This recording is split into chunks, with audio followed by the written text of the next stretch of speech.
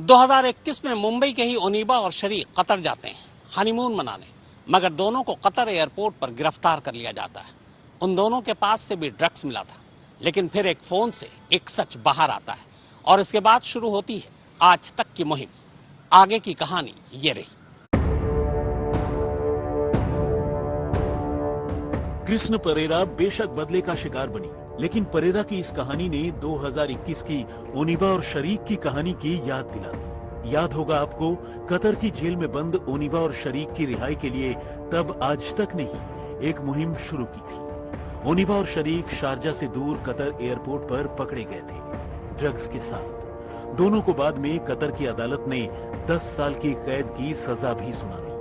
ओनिबा और शरीक की कुछ महीने पहले ही शादी हुई थी। ओनिबा ने कतर की जेल में ही एक बेटी को जन्म भी दिया, लेकिन एक मोबाइल फोन ने तब साजिश की पूरी कहानी बेनकाब कर दी थी। दरअसल शरीक की फूफी ड्रग्स के धंधे में थी। वो अक्सर टूरिस्ट के नाम पर लोगों के हाथों दूसरे देशों में ड्रग्स भेजा करती थी।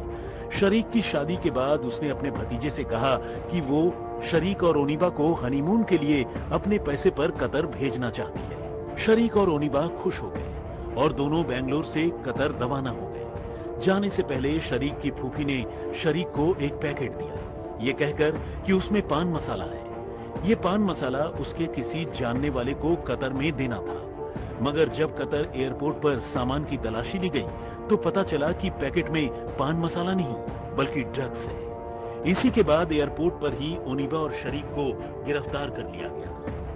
गिरफ्तारी की खबर सुनकर मुंबई में ओनिबा के मां बाप ने पहले पुलिस और फिर नारकोटिक्स कंट्रोल ब्यूरो से संपर्क किया। इत्तेफाक से शरीक के मोबाइल फोन में शरीक और उसकी फूफी की पूरी बातचीत रिकॉर्ड हो गई थी, जिसमें वो ड्रग्स को पान मसाला बता रही थी। इसी ऑडियो रिकॉर्डिंग के आधार पर नारकोटिक्स कंट्रोल ब्यूरो ने शरीक की फूफी और उसके कुछ साथियों को गिरफ्तार किया। उन लोगों ने अपना जुर्म कबूल कर लिया। फिर विदेश मंत्रालय की मदद से कतर सरकार के जरिए कतर की अदालत में सच्चाई सामने रखी गई, जिसके बाद अदालत ने ओनिबा और शरीक को रिहा कर दिया। रिहाई के बाद दोनों मुंबई लौट आए। आज तक ब्यूरो।